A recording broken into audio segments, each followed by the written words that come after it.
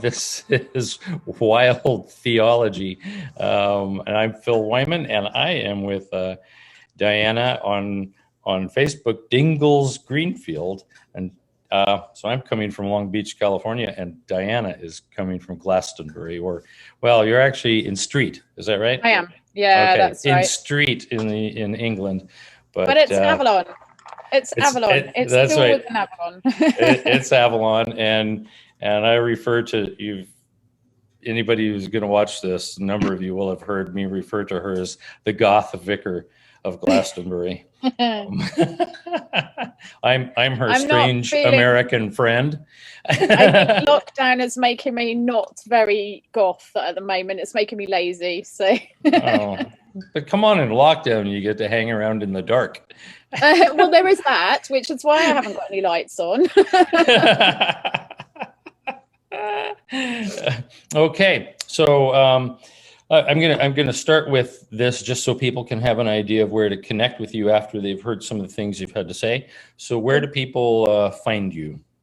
So Diana Dingles Greenfield on Facebook is always a really good place, or I am on Twitter, but like I said, I don't very often check it. Last time I checked it, Donald Trump was still president and still on Twitter. Still on Twitter. Yeah, exactly. Or I'm also on Instagram, but to be honest, a lot of my Instagram stuff is my doll's house that I'm renovating. So best place is honestly Facebook or my email, which you can find on my Facebook page. So okay, yeah. And so here at Wild Theology, what we try to do at Wild Theology is take you places the church won't normally go.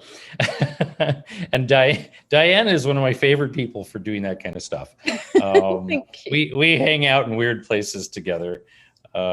She was managing a tent at the large main tent at a fairy festival, and I got to help be a part of that. And Diana got me into Glastonbury the first time, the festival. Woo! Which we have to get you into Burning Man. You do. I know. Sorry, Cara's making her presence felt. I told you it would happen. Yeah. That's okay. If you want to introduce Cara, that's fine too. Cara, come here. Oh no, she's eating her dinner now. Cara, come here. Oh, okay. Well, yeah, can't interrupt that whenever it's convenient. Yeah. Yeah. So, but of course, Burning Man didn't happen last year, and it's not going to be happening this year either. Same with Glastonbury. Yeah, not this year. This will make 3 fallow years out of 4 at Glastonbury. That's that's kind of strange, very strange, and very difficult for the economy of the community as well. Right. So I asked Diana on for this podcast because she's doing some doctoral work on the subject of Brigid of Ireland, and I just love some of the things I've seen, some of your preliminary thoughts, and that paper you wrote to put out for publication. So it will be published one day. Yeah. So just kind of put it out there for us. Who is Brigid of Ireland? Or do we even really know?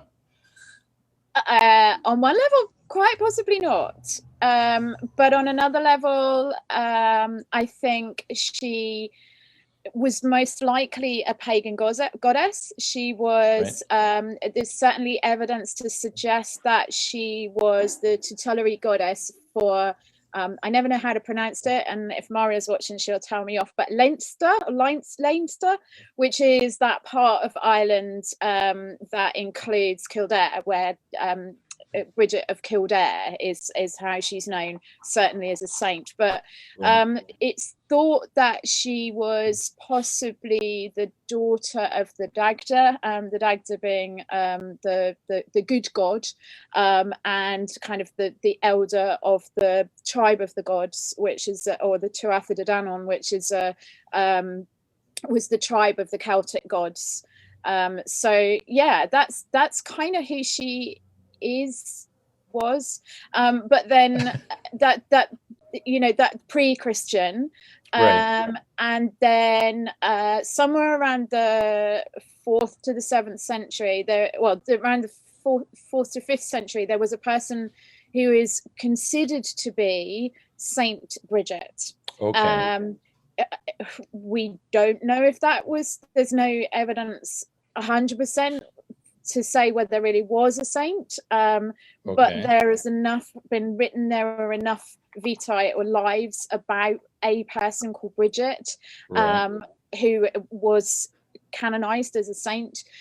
So, and around the time that Ireland became Roman Catholic, the 5th to the 7th century, anything that was to do with Bridget, the pagan goddess, seems to have mostly got lost, and Bridget the saint becomes the predominant character. Okay. So now that's who Bridget is or isn't in Irish history. Now you're looking at the character of Bridget in another framework, right? So I'm looking at the way in which her stories were recorded, and the reality is that most of Bridget's stories were recorded within hagiography, so the stories of saints. And there are probably 4 or 5 key saint stories about her, but they change through time. And what's really interesting is the first ones almost entirely eliminate any reference to her pagan, what was probably her pagan identity. So, for example, Cogitosus, who wrote one of the most famous vitae or lives of St. Bridget, said that she was the daughter of 2 upstanding Christians. Now, when you look at later lives recorded by other, they were monks, that recorded the lives. So there is certainly an acknowledgement that the human Bridget, her parents were most likely, certainly her father was most likely a Druid. Now, that doesn't negate him being a Christian, but it was probably unlikely at the time. So, so you can see the way in which, her story, the Christian writers, the early monks, tried to write out anything that was pagan, and then it starts to creep back into her story and how we understand it. And so I'm looking at that, and I'm also looking at some of the folklore that it has still existed. There are a few writers that have managed to find folklore, mostly verbally recorded stories that are not necessarily Christian, that start to evidence a different kind of person. But clearly Bridget is quite significant. Okay, so somebody was just asking me, I looked like I wasn't quite there because somebody was asking me to post the link on the event page because some people were asking. So you have done that. Let's see if hopefully I've done that. Yeah, it's not particularly making it easy to navigate back and forth here. But now in looking at Bridget, there's 2 things that particularly jump out in respect to your study. As I was reading the paper you sent me, one has to do with your interest intersection with post-colonialism, And, and of course, typically post-colonialism is thought of as the fracturing of the British Empire. And it's the British Empire, once the sun never set on it. And now that can't be said because of this decolonialization, anything from India to, Falkland Islands or whatever, right? Yeah. From the large to the small. And now some people would argue and say that, maybe Scotland, Wales, and Northern Ireland still represent kind of a colonialization. Certainly my friends in Yes Cymru are saying that. But to take the framework of post-colonialism and now set it into like 5th, 6th century Ireland, what are you doing there? What's going on? Okay, so I was looking for a way to find a way in which we could evaluate the material that, as I said, predominantly comes from the monks, recognizing that the monks will have come with their own sort of persuasions and their own arguments, and they will have written out certain elements of Bridget's character just by the fact that they don't, like, for example, I was sort of talking about her parentage. They won't want to admit the pagan elements of her, or they wouldn't have wanted to, or it's fairly unlikely because it doesn't fit with a Christian mindset. So what I was looking to do was to find a train of thought or a way of critiquing the hagiographies for today, to find out what we can still find in her story, what's there, what could be drawn out.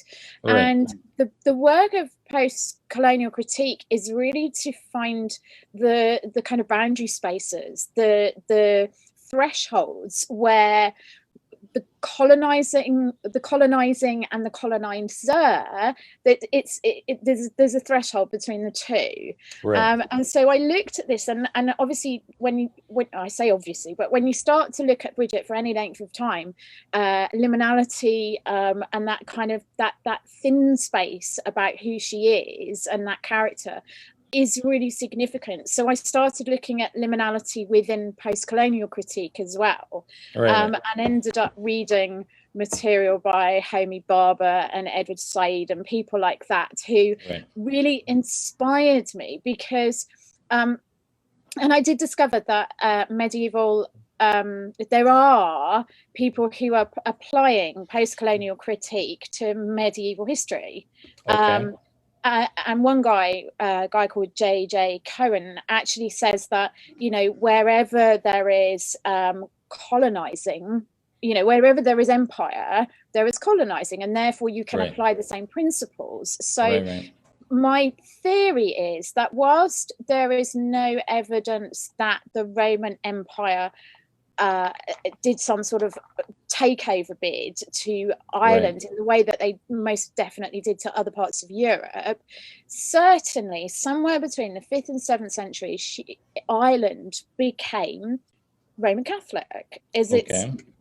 So somehow or other that became the predominant power. And if there's the power of that, then what it's doing is kind of suppressing. And so I would see the kind of pagan stories as having been suppressed, the colonized, as it were. And so therefore what I'm trying to do is take the principles that of thresholds, boundaries, liminality, and apply them to this different context. I'm now I am listening, but I'm also, looks like I'm working here because I'm on something else, because I'm trying to point people in the right direction. It's nice to know people are wanting to watch. Yeah.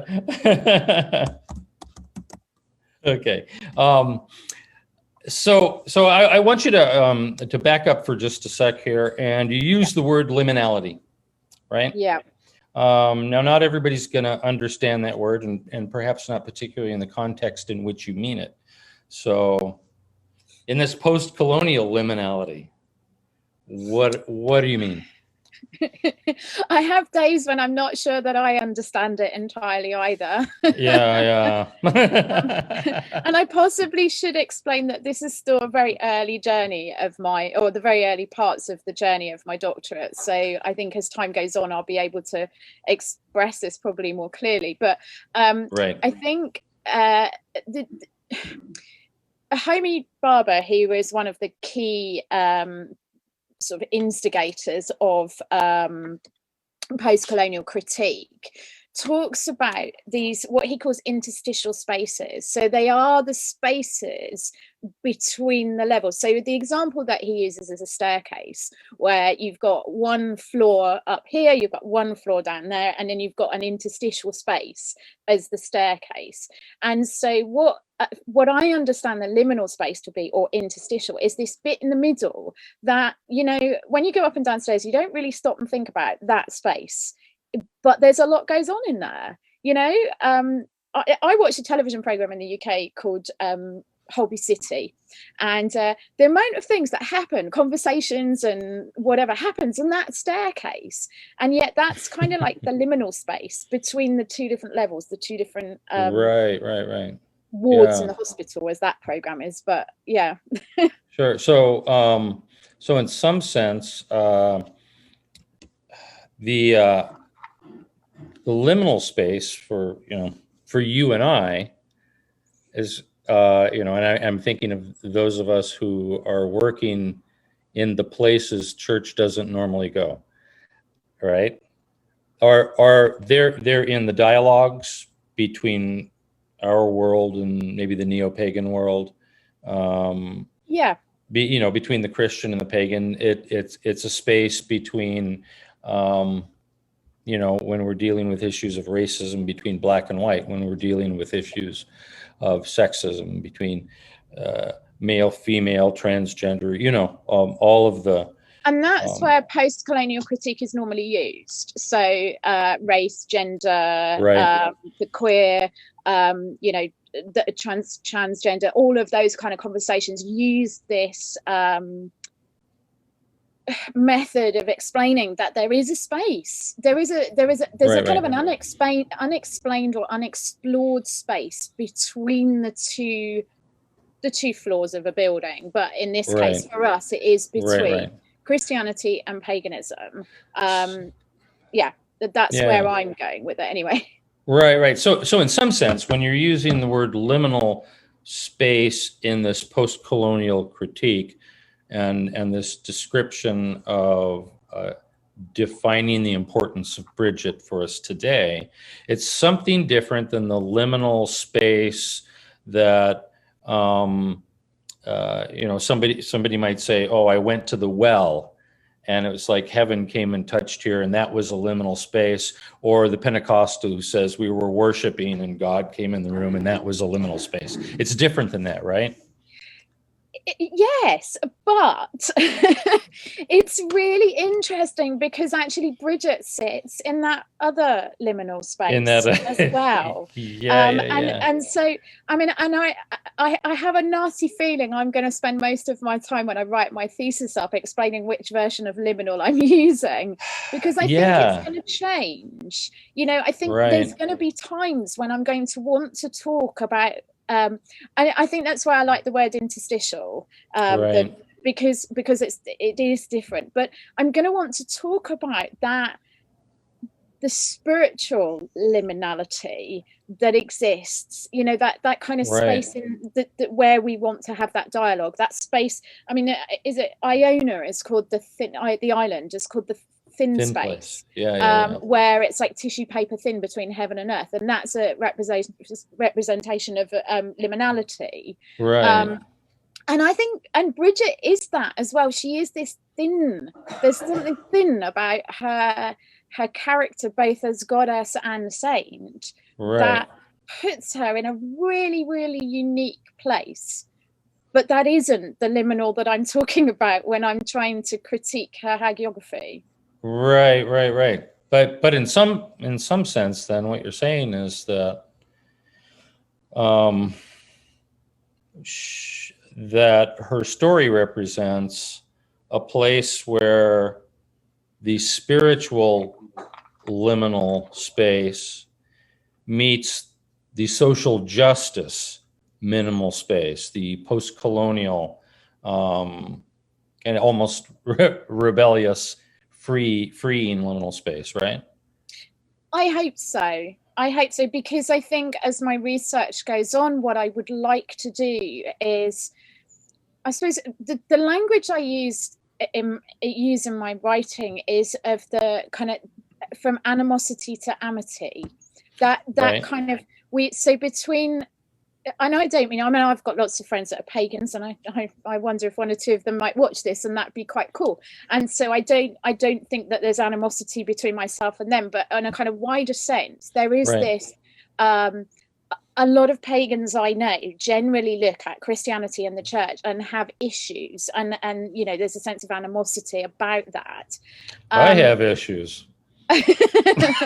And on the other hand, I know people in the church who have massive issues about paganism. Yeah. And I can, from a position of a Church of England vicar, I can kind of say, well, I recognise those issues on both sides. Right. I recognise the concerns and but it is quite, it can be quite angry, and that can sometimes come out of fear. That can sometimes come out of hurt and pain. And what I'd like to do is get to the place of what I called amity, which is that when we can be friends and have a mutual respect of one another. So, and the only way I can see that ever happening is in dialogue. So ultimately, whilst my research has Bridget as, it's interesting, somebody referred to her as the bridge today, which is, you know, Bridget, bridges. Yeah. And I use that terminology in setting up. But I believe that under the umbrella of Bridget, and there's a friend of mine, Kenneth McIntosh, and a colleague of his called Lily, I can never say her surname, Weisberger. I do hope I've got that right. She's a Celtic pagan and he's a Celtic Christian in America. And they've done a dialogue together under Bridget's mantle, which is it's a story of her cloak that makes it kind of all embracing and all encompassing. Right. But I believe that somehow under the umbrella or cloak or bridge or whatever of Bridget, there is a way of finding something new in the way that we communicate, in the way that we dialogue with one another, which is about bringing integrity and respect of the other into the conversation, which I think is often quite difficult. I think if you've not got a focus or a purpose in a conversation, it's very easy just to kind of go back to the old ways that you're used to talking about. So what I want to do is bring something into the heart of a conversation that will hold that focus and hopefully help us to communicate more respectfully. Right. In a sense, put us both on the staircase. Yeah, absolutely. Yeah. Oh, I like that. Yeah. So I want to delve into that a little deeper, but I want to back up for a second.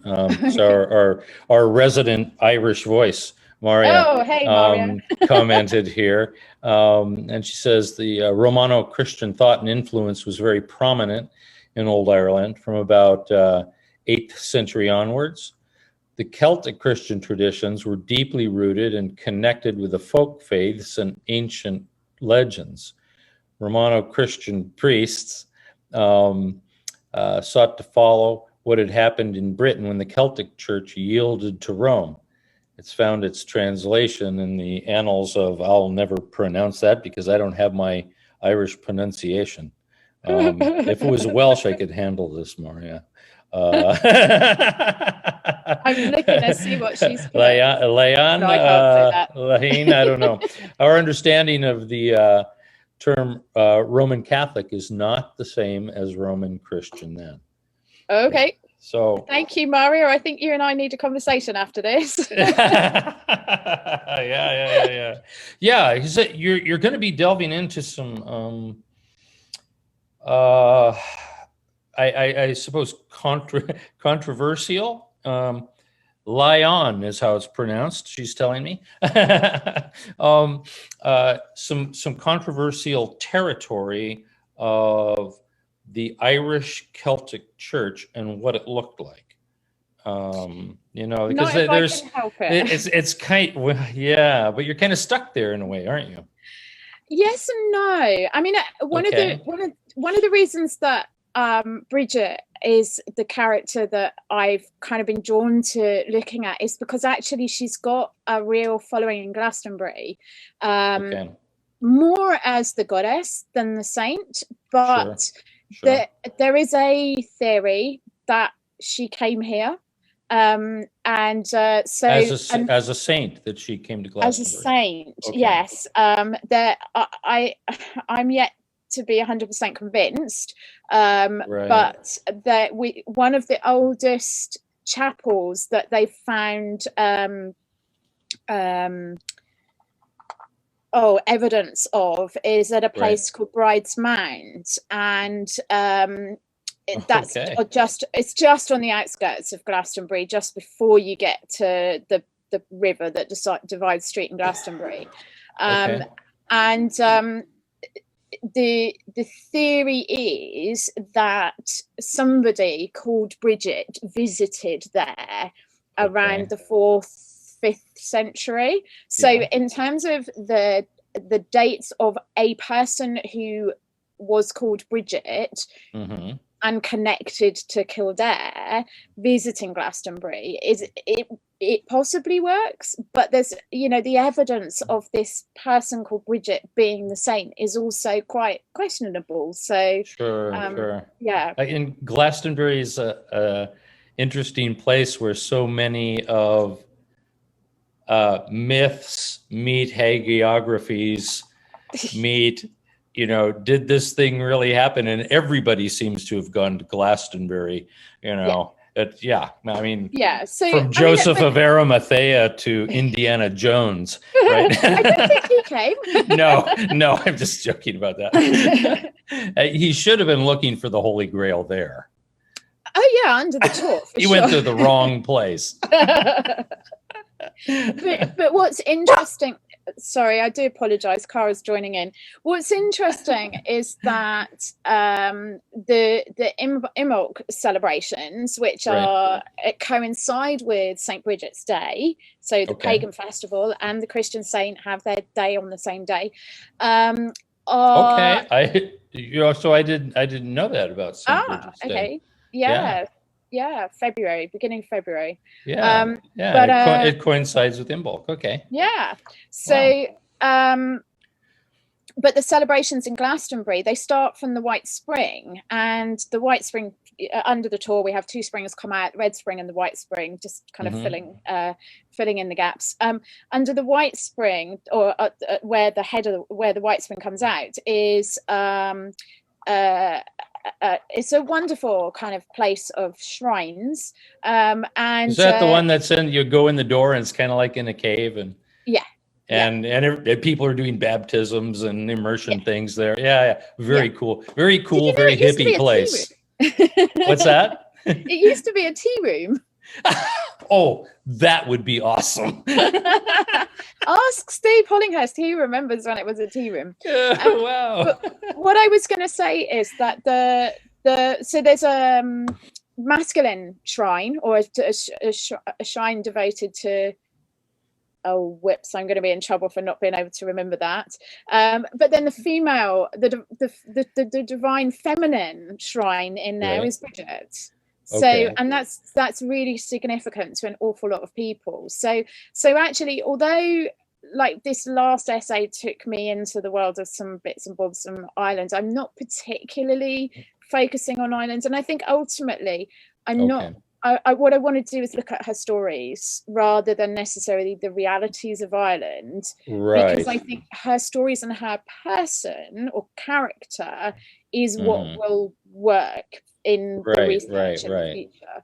Yeah, so the pagan myth and the Christian hagiographies, kind of blending them into a character that speaks between the worlds, between the upper story, the bottom story, and on the staircase.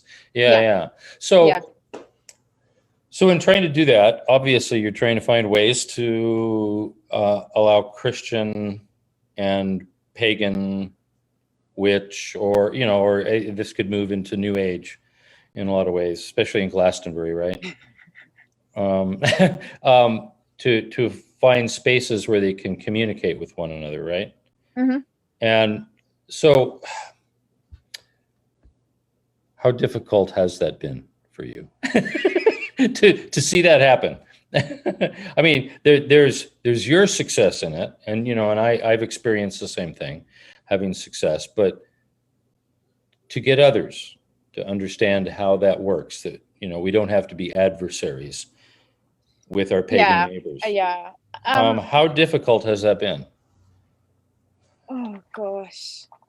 I suppose if it was easy, then I would be taking more people with me.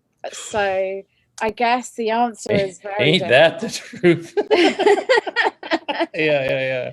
But yeah, I suppose ultimately that's what I want from this. I mean, you know, my research has been done through the Church Mission Society and then Roehampton University. So I'm coming at it, and this is the real challenge for me, because I'm coming at this research from within a mission organization, you know, and the language of mission in the church is so fraught with nightmares. It feels pretty colonial, doesn't it? It is totally colonial. So I'm busy wrestling with my research methodology at the moment, and one of my big arguments is that I cannot use theology as a term in my research, because that is, well, the word is hegemony, isn't it? That's a power thing. I do beg your pardon. She is chasing. Hey, on your bed. Sorry, Cara's chasing her tail behind me. That's what the growling is about. If she ever feels like coming on screen and, you know, putting in her 2 cents, that's fine too. Mario will go squeaky. Come on, up here. There we go. All right, this is Cara. Cara really runs the house. I know. I've been there. Oh yes, polystyrene balls all over the lounge. Yeah. There was that time I had to vacuum up the living room. You guys were gone, and she tore up the pillow with tiny little, styrofoam balls all over the room. I walked in and I went, "Oh, I was supposed to put that one up." It was like an explosion that occurred. Yeah, you can lie down now. You can. So sorry, where were we going? Oh yeah, the challenges. So I keep looking at the language of theology and realizing that actually if I bring theology to the table when I want a conversation between Christians and pagans, immediately I am bringing something that assumes a place of authority, and that's part of the problem. So what I'm trying to do is find a research methodology and a language. I've just seen Maria's just posted something there. Right. But there's a research methodology that allows for conversation that one is not more powerful, more doesn't have more authority than the other. Right. Yeah, one of the struggles I have with so much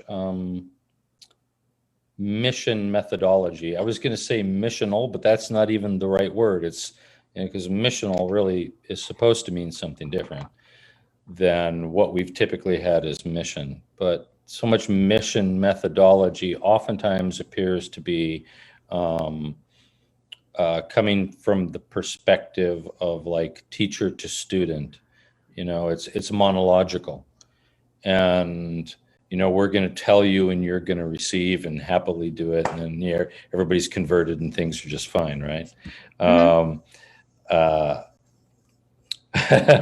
Okay, there's going to be an interesting question in a second here. But this is, what you're talking about is something that's more dialogical, right? That it's a polyphony of voices coming in and communicating one another in an equal respect Now, that doesn't necessarily mean that I change my view. But what it means is I respect yours, and I allow for a place where my view of you and my view of you on me and my view of the world is at least magnified. Even if that doesn't mean I don't change my allegiance necessarily, right?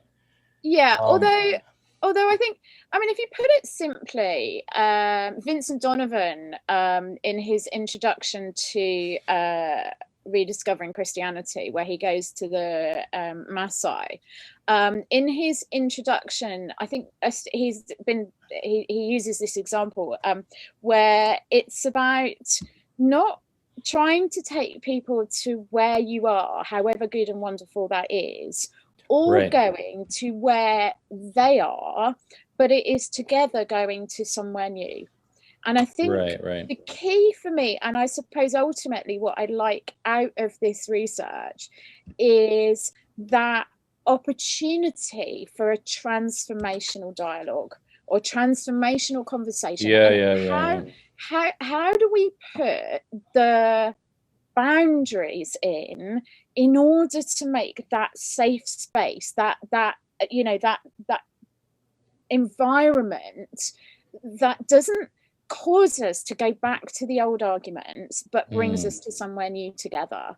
So I don't know. I would expect to be really quite changed by this process, and anybody that I invite into the conversation. But where and how? Well, that's the process in itself that will change us together, isn't it? Yeah. So this is where you and I both run into dangerous territory, right? Because on one hand, I want to say that in my dialogue, I'm not necessarily changed, but I mean that at kind of its allegiance level. I'm a Jesus guy, right? And that's really unlikely to change at any point. I am just a Jesus guy. But on the other hand, I have to say that my friendships and my interaction and my going to the pagan places, the festivals and the gatherings and hanging out with them in coffee shops and pubs and whatever else, that in those spaces, I've often discovered things that the Christians should have been doing. So it's like I remember this is 20 years ago almost. I was at a gathering where it was at Biola.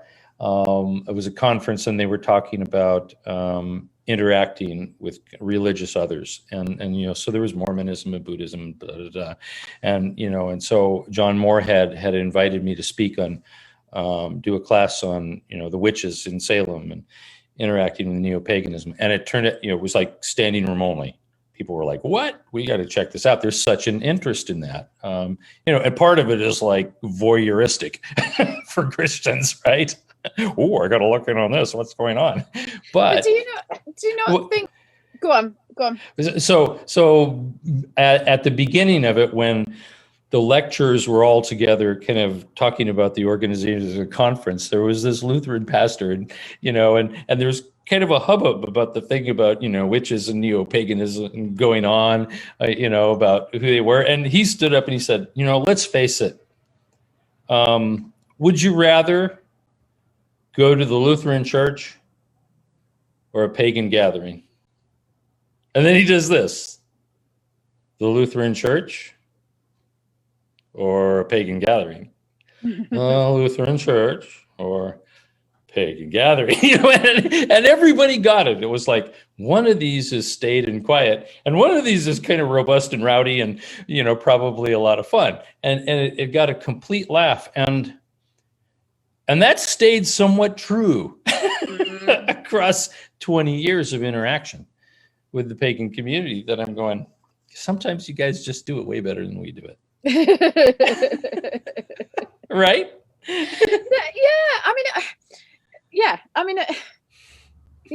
can't say no to that, because I but I think, but that gets us in trouble, and in a sense, that's where you're going, right? What do I learn? What do I learn? Yeah. You're saying, what will I learn? How will I be changed by this? Yeah, but and that's where you're going. And I think part of the thing is, I mean, ultimately, the teaching that will come out of this, I suspect, will be more likely for the church than the pagan community, although I'd like to think that it's both. And what I want to be able to say is that actually this is an okay place to be. To hang out with pagans is an okay thing to do. And my problem is that the language of mission, when we talk, I know I've been reading some stuff about interfaith dialogue from a mission perspective, thinking, well, that might help me. But actually, even then, the lowest common denominator of that is, but we must remember that what we're trying to do is preach the gospel. Well, right. And what it's really saying is, by the way, don't forget you've got to convert them. And that's not my job. Do you know, that really isn't my job. I don't believe that's what Jesus called us to do. And I suppose my heart for why I do what I do is, well, I just want to love people, because that's blessed are the peacemakers. I would, and because Jesus told us to go love our neighbor, so I do. Somebody asked me yesterday, what is it that drives me? Is it my faith? And I'm like, well, possibly, partly, or maybe I'm just a nice person. I don't know. I'm too nice a person to be a good Christian. Yeah. But it does take me that's a scary thought. 10 years as a nightclub chaplain was fairly odd as well. So, that's fantastic, though. But again, it's about going to the places that the church doesn't understand. And I suppose part of my role is to help the church understand, and understanding is then only part of it, because I can tell people why nightclubs are not as bad as they think. Well, night festivals these days would be a better thing to describe, but why that isn't as bad a place as they think it is from the outside looking in. Oh man, trying to tell people about Burning Man, same thing.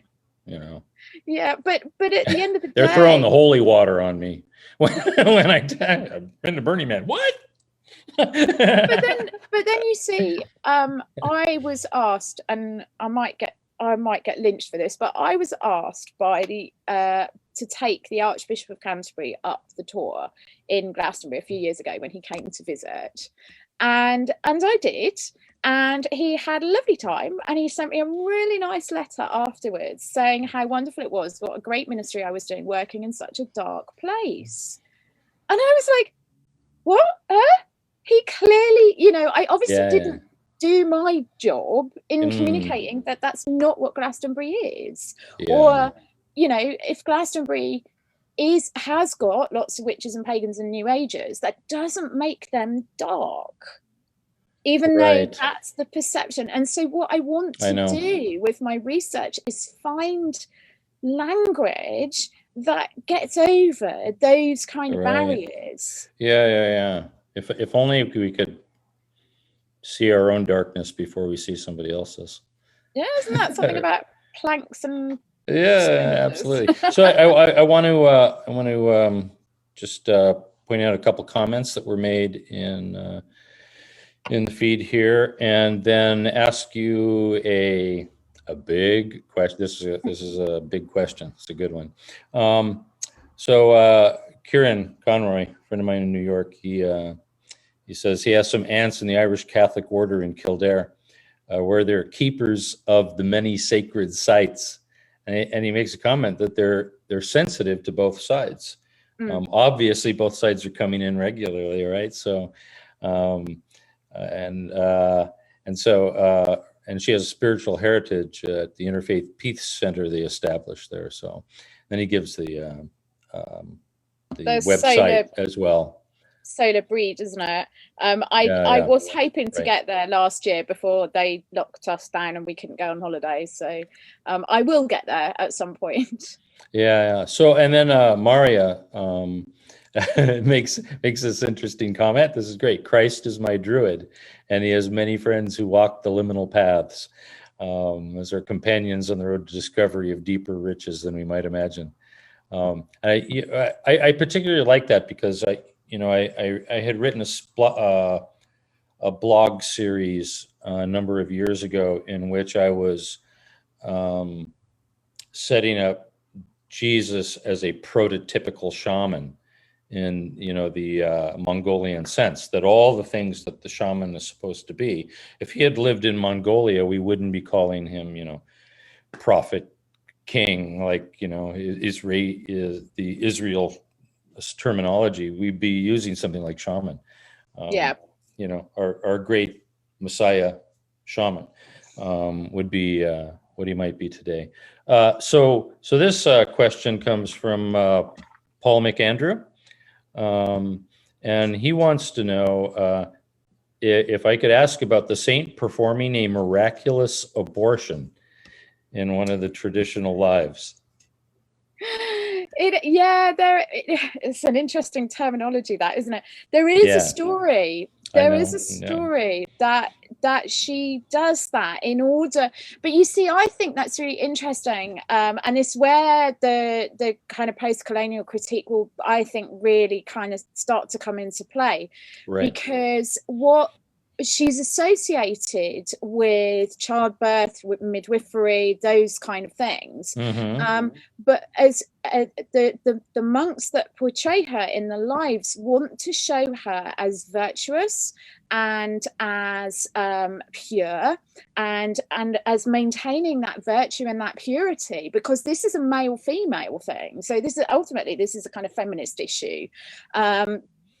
So this young girl was essentially raped, but in order to protect her purity, the miracle is that Bridget caused her to not be pregnant when she had been pregnant. Okay. So but I think that's all about the church. The hagiographies were written by men. They were, and there is this whole load of stuff about hagiographies having a particular agenda when it comes to how they portray women, who of course were the cause of the original sin and all those kind of things. And so the only way for women to be restored to God is about their purity and all those kind of. So that's where that story comes in, and I think that will be really interesting as a story in the conversation between the pagans, who have a much different attitude towards fertility than the Christians, who tend to kind of brush fertility under the carpet. Right. So Maria does say here that it's Columba who said that Christ is my druid. He did. Yeah. But of course the druid has different meanings. The word can be translated in different ways, can't it? So it can be oak. Guide, I think, is another one. Maria probably knows better than I do. I maybe one too many gins now, Maria. Sorry, I'm not partaking with you because it's not even noon. Hey, look, it's 10 to 8 in the evening at the end of a long week. I know, you deserve it. So I'm not sure whether to pronounce this in its Welsh spelling, her name, but Urina, Red Moon, or Rena? Oh, no, that's Ren. Yeah. Okay. That's my friend Ren, who I walked the Camino with. Oh, okay. So she says you're her favorite vicar, the only one I've hugged.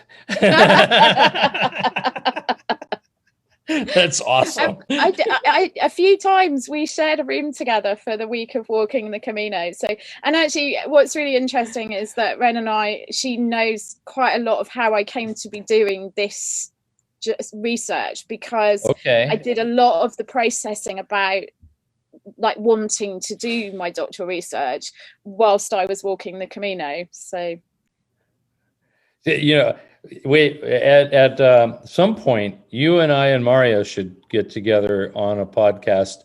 She's giving us some history here on the in the dialogue box. Oh, do I need to look?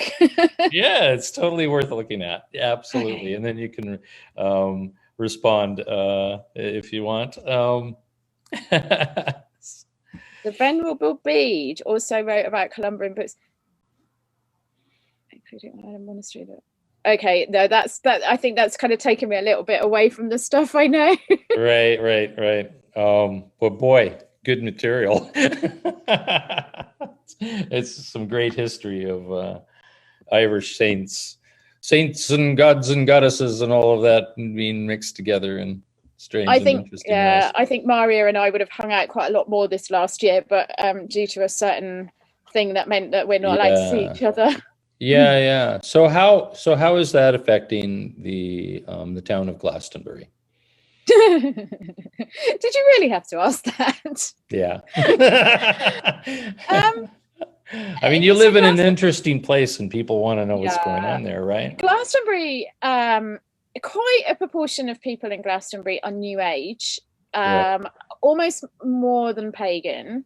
Right. And that's what made it so different for me from Salem. Yeah. There was very little New Age and mostly pagan. Yeah. So, and not all by any stretch of the imagination, but a number have been quite subsumed by certain conspiracy theories. Everything from COVID been connected to 5G to, the words like pandemic and so so there's been, the former leader of the Labour Party has a brother who's quite a pain in the neck of the town at times. I've met him. He's hilarious. And he does. Yeah, he's been a few times during lockdown. You can see it on YouTube. He's been in kind of, there's recordings on YouTube of him kind of announcing that we shouldn't have our freedom taken away from us and all that kind of stuff. Right. But on the other hand, I've also known an awful lot of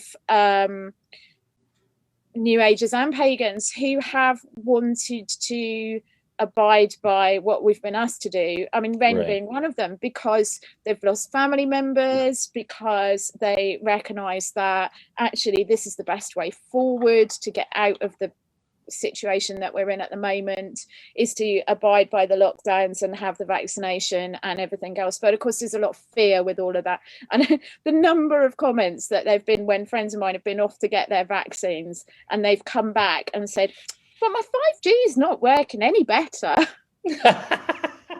That's hilarious. Or my broadband's still rubbish. Yeah. So my my friend Stephen Simmons, he's in far north of you in England. He made the comment here, which I was going to say since I've met Piers. He says Piers Morgan is completely mad, but also a great guy. And that's, what do you do with that? I have met him somewhere, but that's a different, because I know Steve Simmons, but that's a different Steve Simmons, so that's slightly unusual. Okay. Yeah. Oh yeah. So and you and Steve would get along really well. Steve. Okay, so the Steve Simmons I know is the guy who's brother to Ellie Simmons, who is a Paralympic swimmer. Okay. Someone else. So where are you in the process of this doctoral study right now? What's the phase? Still quite early on, I think. Right. So it's a professional doctorate, and we will have had by the end of this semester the first 2 years as taught, where in that process we've done things like the publishable article, which is the bit you've read about understanding Bridget from a kind of post-colonial critique. Right. We've done our generic literature reviews. And I am currently trying to write what I've affectionately termed the R2D2, which is it's the form for my thesis proposal, which needs to go in sometime during the summer, to be, and at that point I then have a maximum of 5 years, probably aiming at 4, to do the research, which will involve setting up some forms of conversation. I'd really like it to be co-researched so that the participants in the research are taking a share of that, and maybe even that I step back and allow them to do that. So it's that's the kind of methodology stuff that I'm trying to figure out at the moment. So does that mean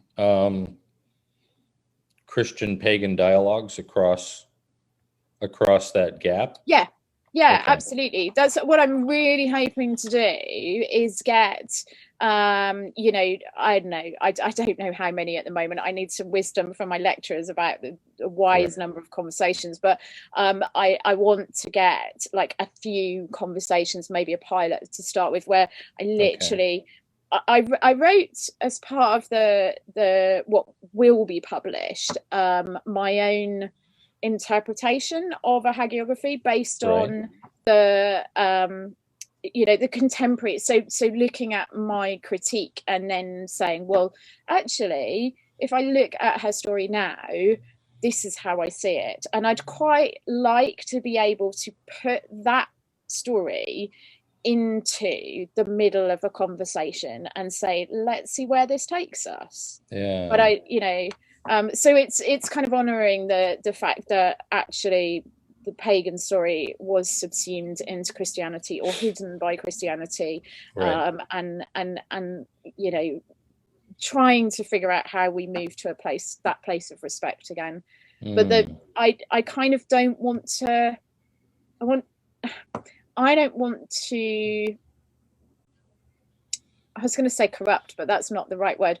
I have something to bring to this research, but at the same time, I also don't want to be the loudest voice in it. Does that make sense? Yeah. Which I think is part of the challenge that we always have when we're working with people from a different faith path or a different context, Right. Yeah. It's very easy as Christians to assume that hegemony again, isn't it?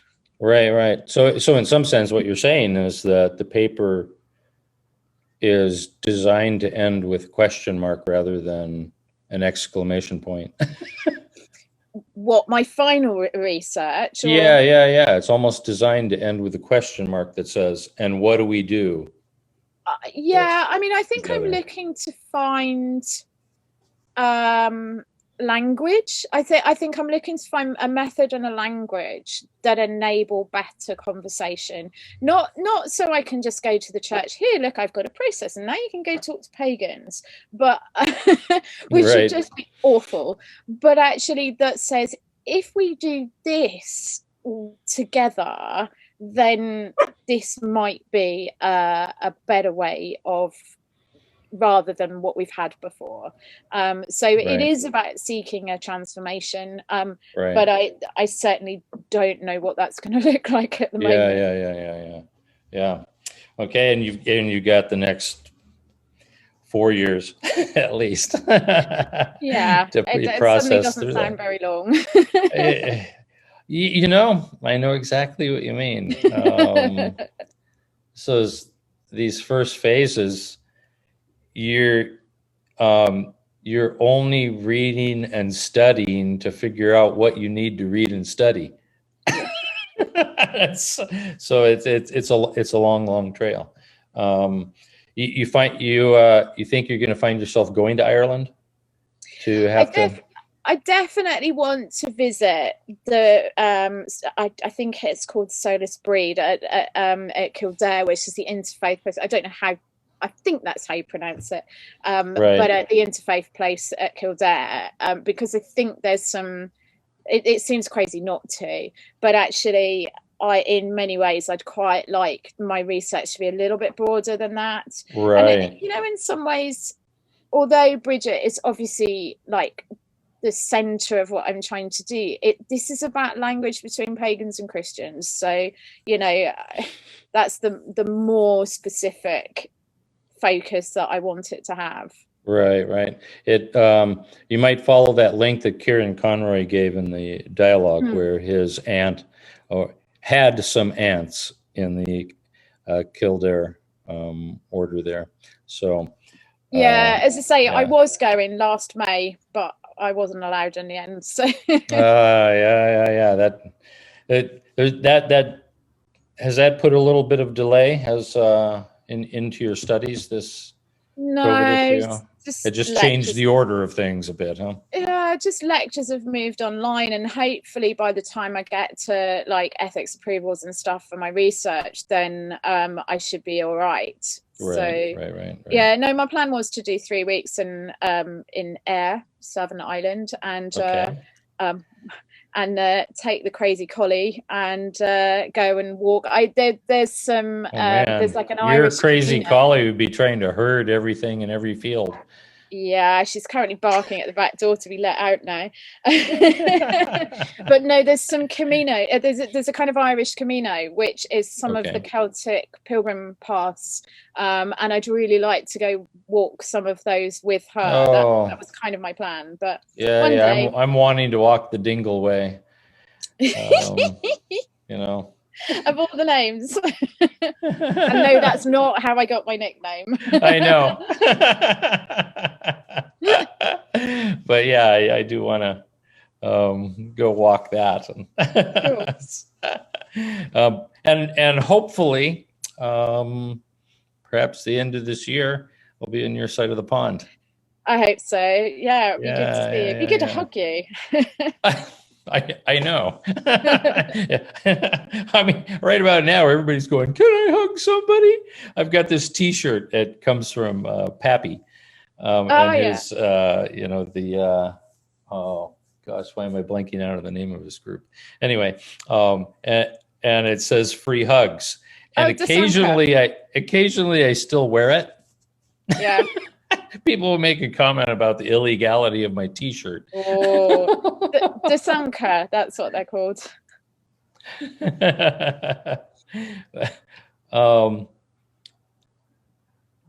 Okay. And Paul McAndrew makes the comment here about don't use the term Southern Ireland in Southern Ireland. Okay, well, I should say I spent 6 weeks on placement in Belfast in Northern Ireland, or Ulster as they prefer. So what do I use? Ask them what I use. Do I say Ayr? Is that what I say? So, with a very bad Paul, pronunciation. it'll probably take a second for him to respond. So what should she use? So he does ask the question if was Bridget an accidental bishop? He asked that question. There is that thought as well. And so accidental bishop, describe that. Well, obviously, they didn't ordain women as bishops in those days, but somehow or other, a visiting bishop, and I've temporarily forgotten his name, seemingly in one of the lives there is the story that he ordained her as a bishop, and then slightly changed their mind. But yeah, it is a thought. Okay. Yeah. Let's see. Okay, and you should connect with Kieran. He's got some contacts with sisters who are still there. Cool. I think Maria does as well, actually. Right. But that would be really cool. Thank you. Right. Yeah. Okay. So just don't use Southern Ireland, the north or the south of the Ireland that's not Northern Ireland. The island of Ireland. Just use Ireland. I guess you just go by the counties, right? Yeah, I guess so. Yeah. So, except I can't pronounce them either. So if you stick in Cork, you're okay. There's a slight problem because I came from I've got a friend that lives in County Clare, so I do need to go visit him at some point as well. That was a plan to go. That was part of my plan last year. But because I come from like the other side of England, I'm very not aware. Do you know what I mean? I kind of struggle with with all those Celtic things. Yeah, because when I get big long words that are impossible to pronounce and all of that. Well, because we have those in Norfolk as well. Yeah, I understand the Welsh because it's kind of what you see is what you get, as long as you understand the pronunciation of the letters. Almost always all pronounced. I'm not sure what I'm looking at when I'm looking at the Irish.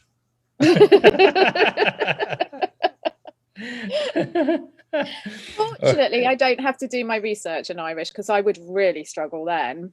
Yeah. So we have a couple different thoughts here. People chiming in about the Bridget ordination as bishop, and one is the story that the bishop said the wrong piece of Latin when intending to make Bridget a nun, and another is that it was a charismatic ordination, and he got caught up in the spirit and gave a good Catholic answer that he couldn't take it back.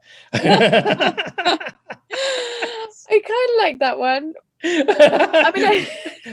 I mean, somewhere in the middle, right? Yeah, I mean, from my point of view, that is those kind of stories are slightly less important because they're not. I mean, what I really want to do is take the ones that recognize the kind of there's elements of paganism, or that have our pagan brothers and sisters are interested in. So I think the ones like, so the one about the abortion, as it were, that she made the woman not pregnant, I think is really interesting in terms of the kind of fertility rights and those kind of things. Sure. Whereas I'm less interested, with the best will in the world, I'm less interested whether she was a bishop or not. Yeah. So then what you're doing is you're saying, here's the myth of the goddess, here's the hagiographies, and as you put them together, there's a couple touch points. Yeah. But there's a lot of in the middle where the hagiographies don't have anything to do with the myth stories, and the myth stories don't have anything to do with the hagiographies. So in a sense, the staircase you talked about, where we're going from one place to another, that's those touch points where the hagiographies and the myths meet together. And so you're looking for what informs both Christian and pagan worldview to be able to interact with one another in these stories. Yeah. And I mean, I was trying, when I wrote the article that I've written, I was trying to hang them on the things that I know and are places where that worldview can collide. So I was looking for ones that were about environment. I was looking for ones that were about divine feminine, and I didn't always succeed, and I had to be honest with myself about that. But I would really like to be able to have certain things where they So Paul McAndrew, on that question of the bishop, wants to push back a little bit on the story of the bishop, and he's making the comment that it's a very important story in respect to women leadership within pagan circles. Thank you. Yeah, that's a good observation, isn't it? That is actually, and he makes the comment, which I think you've already addressed somewhat, that the control of fertility is somewhat a pagan importance in the hagiography on the abortion / not being pregnant story. There's something in that within pagan circles they grab hold of. There's a guy, and that will be another of those names I can't pronounce, who has written a really, really interesting article about the festival of St. Bridget. And he explores an awful lot about the folk practices and things like I think they call it the brat breed, or it's a good job pronunciation isn't part of my research, but it's that piece of cloth that is hung outside of the house, and it is supposed to do everything from cure headaches to enable fertility and all those kind of things, and it's very much that's out of the folk mythology, and bearing in mind that I'm really careful how I use the language of mythology and hagiography, and there's never any disrespect about mythology. It's just that's the language rather than I see them as equal because they're hagiographies can be quite mythic in and of themselves, especially the medieval ones are just some of the wildest things. Yeah. Not that I don't want that stuff to happen today. I mean, some of it's fantastically wonderful, right? I want to be like, St. David of Wales and have a hill grow up under me when I'm talking to people so everybody can see me. I want to make you taller because you're my crazy American dwarf friend. That's right. So we're at a, let's see. We're at a place here where it's kind of the sign off. And once again, if people want to find you, Facebook. And Diana Dingles Greenfield. So Diana I think I'm probably Dingles tagged in this. Greenfield. Yeah. Or probably Instagram, which is Purple Dingles. So okay, Purple Dingles. Because purple's not my favorite color or anything. No. I this is the first time I've ever seen you in it. Okay, that's a lie. Okay, so this has been Diana Dingles Greenfield on the subject of Bridget and the work she's beginning to do on a doctoral thesis, and how the myth and the hagiographies mix together and what they have to say for, I guess it would be a interreligious dialogue and relationship, right? Yeah. I think I'm going to change that to intra-religious, but we'll talk about that another time. Yeah. There you go. And so, Wild Theology Podcast.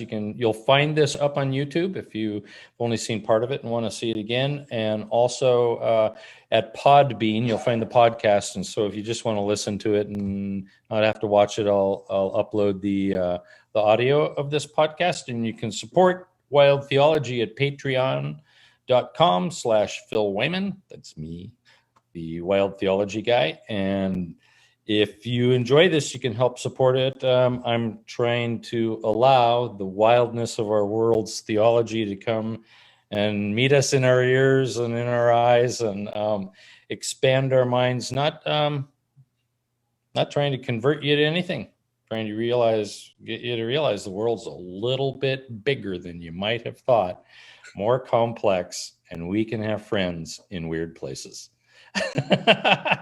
Preach it.